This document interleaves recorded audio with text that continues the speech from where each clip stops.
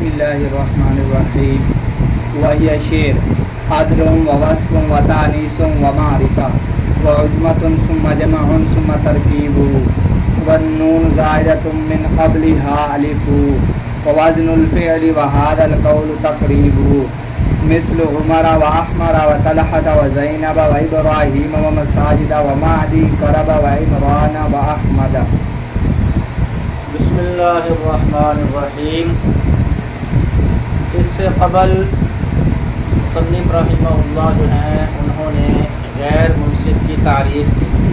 غیر منصف کی تعریف کی تھی کہ غیر منصف اس قسم مورب کو کہتے ہیں جس میں 9 علتوں میں سے 2 علتیں پائی جائیں یا 9 علتوں میں سے ایک ایسی علت پائی جائے جو 2 کے قائم مقام ہو. جو 2 کے قائم مقام ہو. یہ غیر منصف کی تعریف کی تھی. اب جو آپ نے عبارت پڑھی ہے اس عبارت کے اندر منع صرف کی 9 علتیں شعر میں بیان کی ہیں اور اس کے بعد ان کی مثالیں بھی دی ہیں. تو منع صرف کے جو اسباب ہیں وہ 9 ہیں. منع صرف کے جو اسباب ہیں وہ 9 ہیں. عدل، وصف، تانیث، معرفہ، جمع، ترکیب، وزن فعل، الف نون زائدہ. یہ 9 اسباب ہیں منع صرف کے. ٹھیک ہے بھائی. اور ان منع صرف کے جو اسباب ہیں ان کی مثالیں مصنف رحمہ اللہ نے یہ دی ہیں. عمر، کیا جی؟ عمر جو ہے یہ عدل کی مثال ہے. یہ کس کی مثال ہے؟ عدل کی مثال ہے.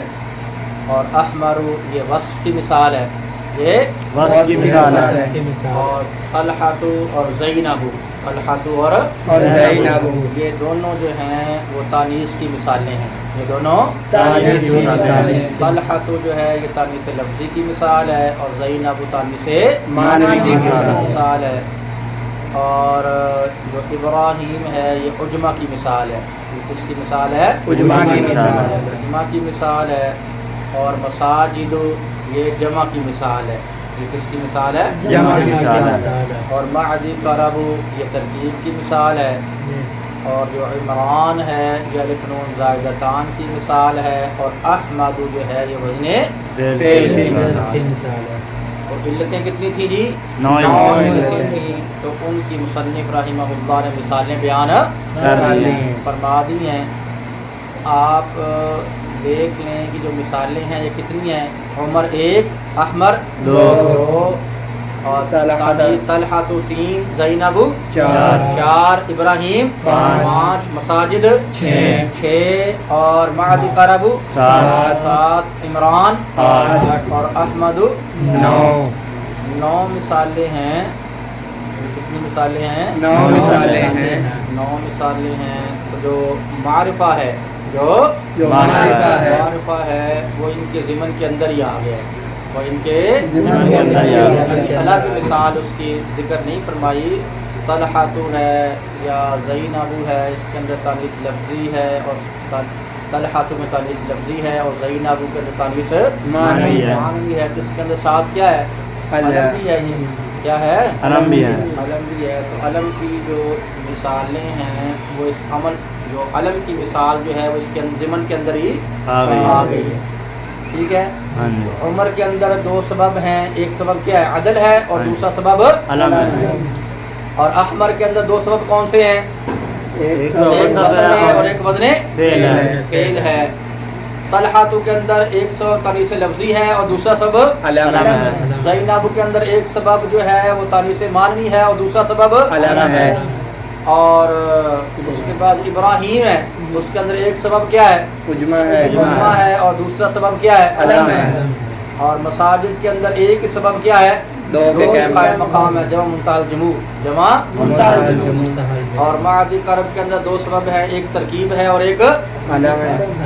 اور جو عمران ہے اس کے اندر بھی 2 سبب ہیں. ایک الف نون زائدتان ہے اور ایک ایک کیا ہے علم ہے، ایک کیا ہے علم۔ اور احمد کے اندر بھی دو سبب ہیں، ایک سبب کون سا ہے؟ وزن فعل وزن فعل ہے، اور دوسرا سبب کیا ہے؟ علم۔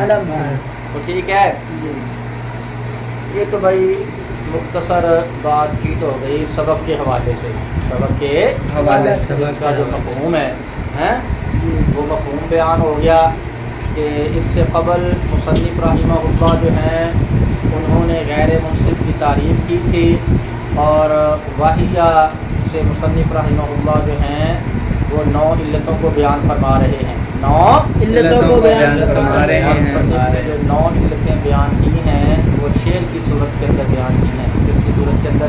شعر کی صورت کے اندر بیان کی ہیں۔ ٹھیک ہے، عدد وصف تعلیف مارکہ عظمہ جمع ترکیب وزن فعل الفون زائدہ،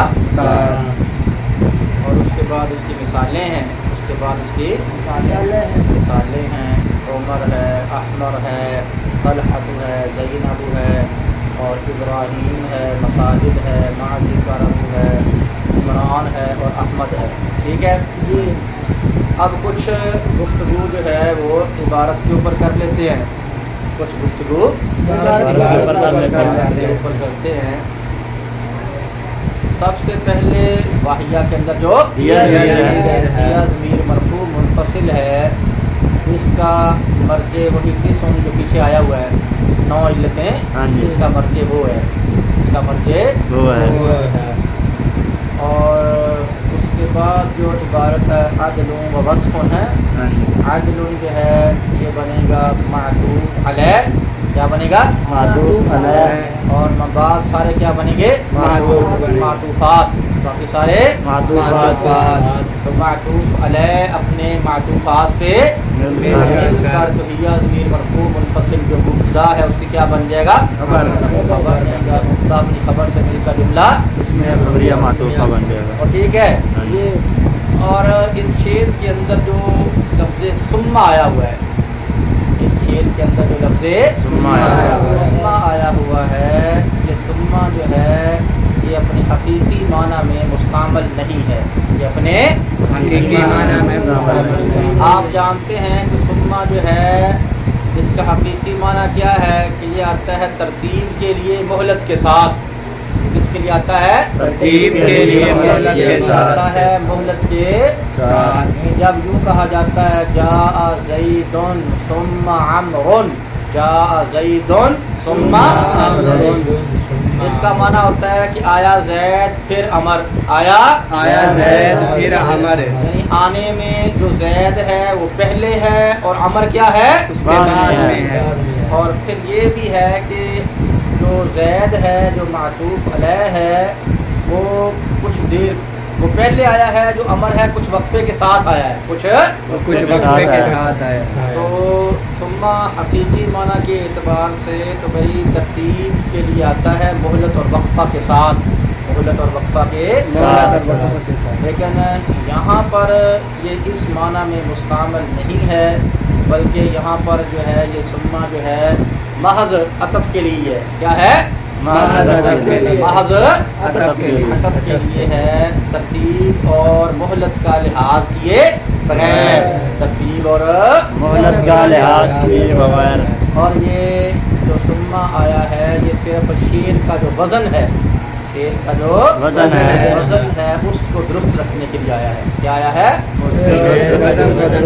اگر ثم کی جگہ واو استعمال کر دیا جاتا تو پھر شعر کا جو وزن ہے وہ درست نہیں رہنا تھا، شعر کا وزن شعر کا وزن جو ہے وہ ٹوٹ جانا تھا، تو شعر کا وزن درست رکھنے کے لیے ثم استعمال کیا گیا ہے، ٹھیک ہے؟ یہاں اس کا معنی ترتیب اور مہلت والا نہیں ہے، محض عطف کے لیے ہے، کیا ہے؟ محض عطف کے لیے ہے، جو ترتیب اور مہلت کے معنی سے خالی ہے، ترتیب اور مہلت کے معنی سے خالی ہے، ٹھیک ہے؟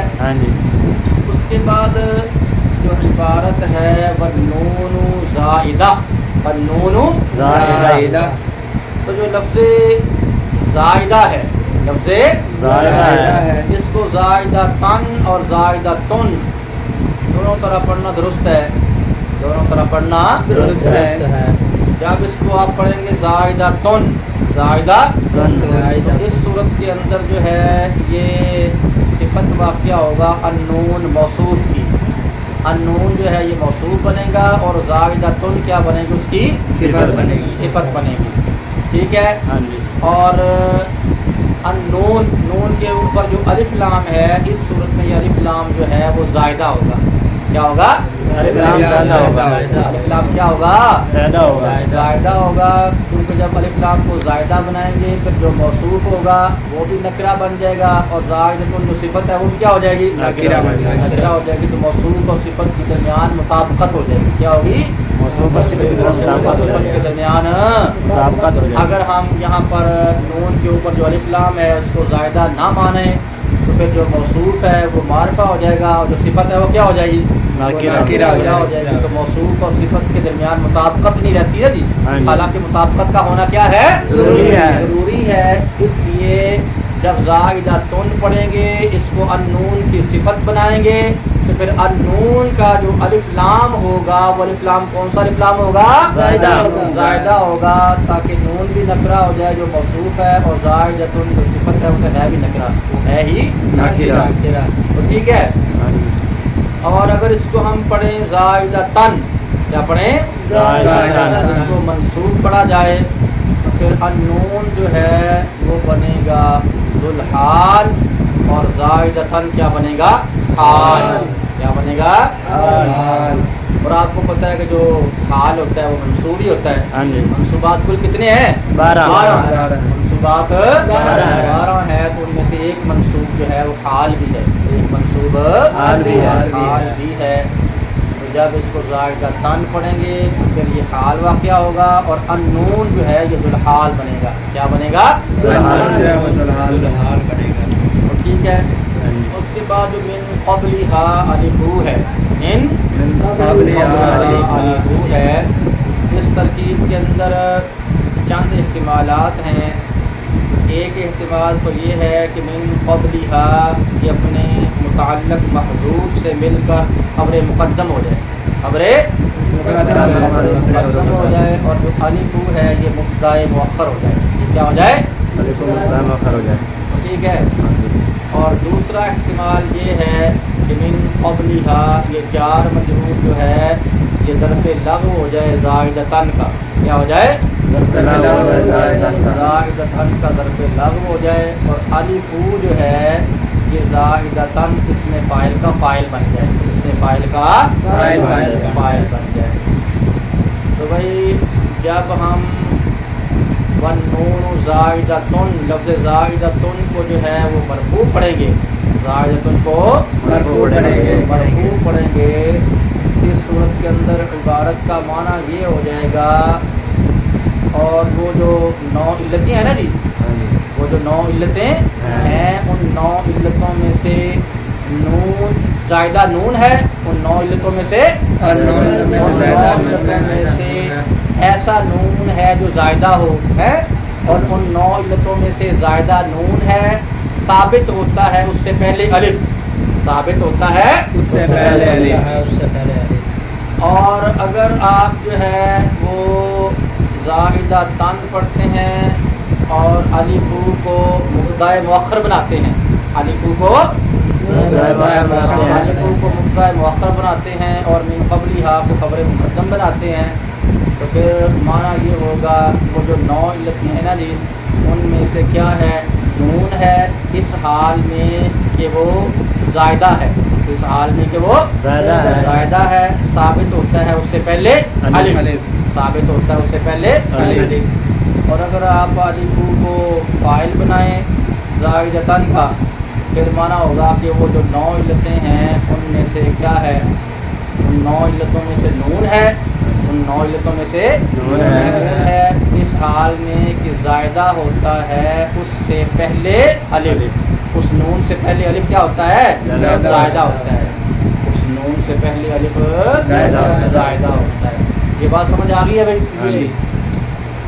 تو اس کے بعد جو عبارت ہے وَهَذَا الْقَوْلُ تَقْرِيبُ, وَهَذَا الْقَوْلُ تَقْرِيبُ, اس عبارت کے جو ہے وہ 3 مطلب بیان کیے گئے ہیں.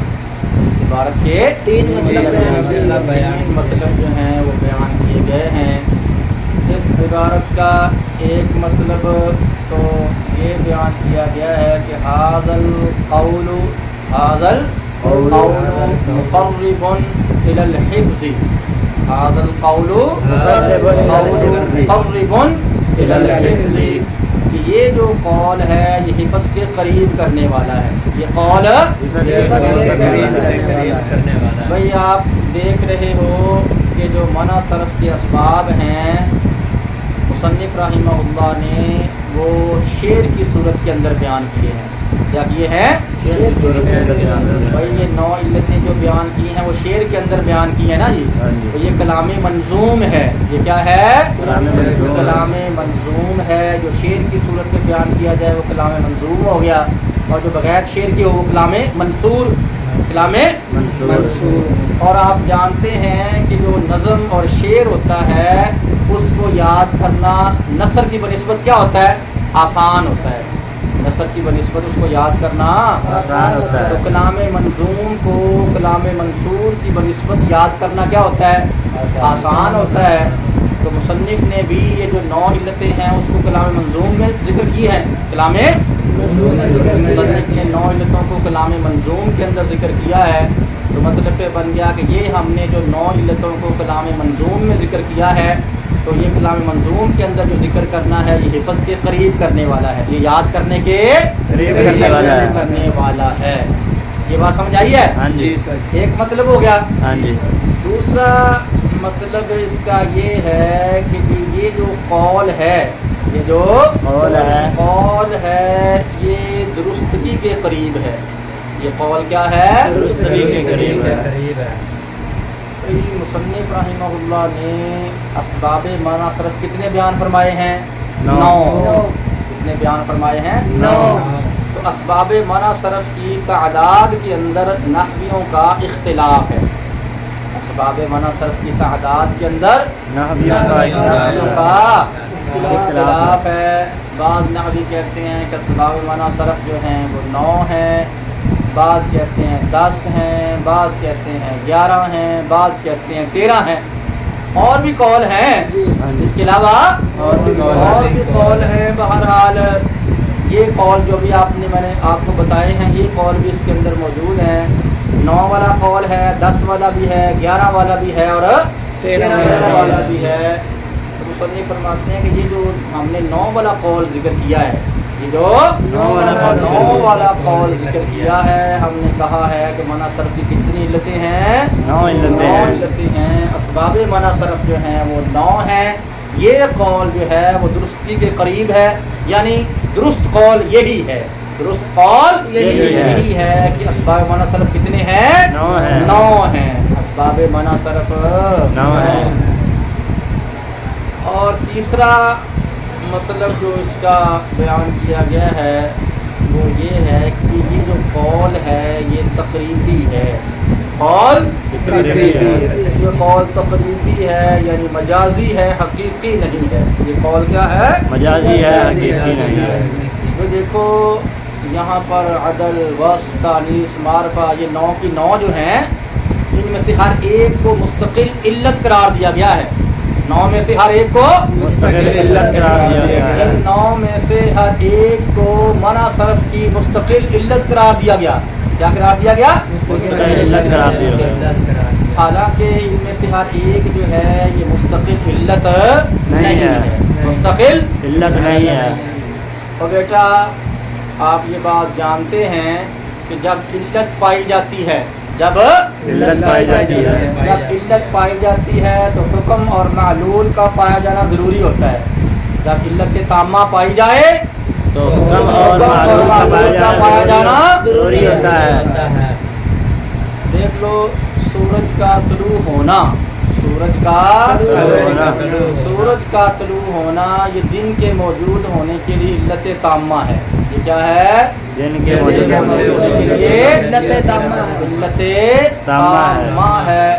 جب بھی سورج طلوع ہوتا ہے تو دن ضرور موجود ہوتا ہے، ایسا ہی ہے؟ ہاں جی تو علت تامہ وہی ہوتی ہے جب وہ پائی جائے تو حکم اور معلول ضرور پایا جاتا ہے، حکم اور معلول ضرور پایا جاتا ہے۔ تو سورج کا طلوع ہونا یہ دن کے موجود ہونے کی علت ہے، تو جب سورج طلوع ہوتا ہے تو دن موجود ہو جاتا ہے، ہاں جی، ہوتا ہے کہ نہیں ہوتا؟ ہو جاتا ہے۔ وہ ہو جاتا ہے نا۔ ہاں جی تو یہ جو 9 اسباب بیان کیے گئے ہیں، یہ جو 9 اسباب بیان کیے گئے ہیں، جمع وغیرہ، تو اگر ان میں سے ہر ایک جو ہے وہ غیر منصف ہونے کی کیا ہوتا؟ علت۔ اگر ان میں سے ہر ایک غیر منصف ہونے کی کیا ہوتا؟ علت ہوتا۔ تو جب بھی یہ علت پائی جاتی تو کلمہ کیا ہو جاتا؟ غیر منصرف ہو جاتا۔ غیر منصف ہو جاتا، ہاں جی کلمہ غیر منصف ہو جاتا۔ حالانکہ ایسا تو نہیں ہے، ان میں سے اگر کوئی ایک پائی جائے تو کلمہ غیر منصف تو نہیں ہوتا۔ اور دیکھو نا بھائی، زید ہے، کیا ہے؟ زید ہے، تو بتاؤ اس کے اندر ایک علت موجود ہے کہ نہیں موجود؟ کون سی علت موجود ہے؟ عالم ہونا، معرفہ ہونا، علت موجود ہے۔ بتاؤ یہ غیر منصف ہے؟ بلکہ کیا ہے؟ تو بھائی اگر جو منع صرف کے اسباب بیان کیے ہیں، اگر ان میں سے ہر ایک کیا ہوتا؟ غیر منصف ہونے کی علت ہوتا، ایک بھی پائی جاتی تو کلمہ کیا ہو جاتا؟ کیونکہ جب علت پائی جائے تو حکم اور معلول پایا جاتا ہے، ٹھیک ہے؟ اسی طرح دیکھو داربن میں وصف اصلی موجود ہے اور وصف اصلی غیر منصف کے اسباب میں سے ایک ہے، لیکن اس ایک سبب کے پائے جانے کے باوجود جو داربن ہے یہ غیر منصف نہیں ہے۔ تو بہرحال بچوں یہ بات ہے کہ یہ جو 9 اسباب بیان ہوئے ہیں، اگر ان میں سے ہر ایک کیا ہوتا؟ غیر منصف ہونے کی کیا ہوتا؟ علت ہوتا۔ ایک سبب کے پائے جانے سے کیا ہو جاتا؟ کلمہ غیر منصف ہو جاتا، حالانکہ ایک کے پائے جانے سے کلمہ غیر منصف نہیں ہوتا ہے۔ تو پھر ہر ایک کو جو علت کہہ دیا گیا ہے تو یہ مجازن ہے، یہ کیا ہے؟ مجازن، بلکہ 2 مل کر علت بنتے ہیں، کیا ہے؟ بلکہ 2 مل کر، ہاں 2 ملیں گے تو پھر یہ علت بنے گی، 2 ملیں گے تو یہ پھر علت بنے گی۔ اکیلا ہر ایک علت نہیں ہے، بلکہ 2 کا مجموعہ جو ہے وہ علت بنتا ہے۔ تو ہر ایک کو جو علت کہہ دیا گیا ہے تو یہ قول پھر کیا ہوا؟ یہ مجازی ہے، حقیقی نہیں ہے۔ یہ قول کیا ہے؟ مجازی ہے، حقیقی نہیں ہے۔ تو بات سمجھ آ گئی ہے؟ تو یہ ہے بچوں، یہ 3 مطلب اس کے آپ کو بیان کر دیے گئے۔ باقی اس کے بعد جو عبارت ہے وہ 9 علتوں کی مثالیں ہیں، اس کی وضاحت پہلے کر دی گئی ہے۔ تو اب آپ حضرات جو ہیں وہ اس کا تکرار کریں اور اس کو کیا کریں؟ اچھے طریقے سے یاد کریں۔